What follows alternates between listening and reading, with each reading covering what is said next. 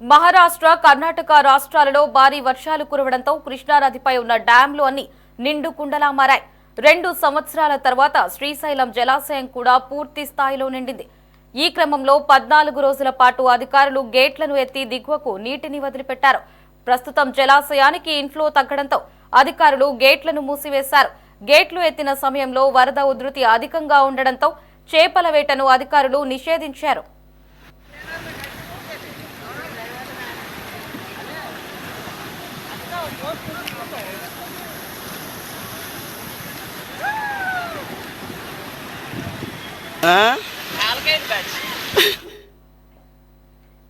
ఇక ఇప్పుడు గేట్లను మూసివేస్తున్నారు అనే సమాచారం అందడంతో చేపల వేటపై ఆధారపడిన మత్స్యకారులు పెద్ద సంఖ్యలో తమ తెప్పలను తీసుకుని డ్యాం వద్ద సిద్ధంగా ఉన్నారు.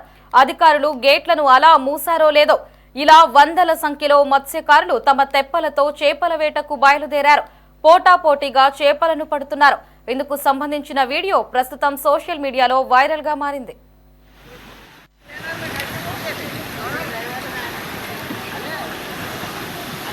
Go.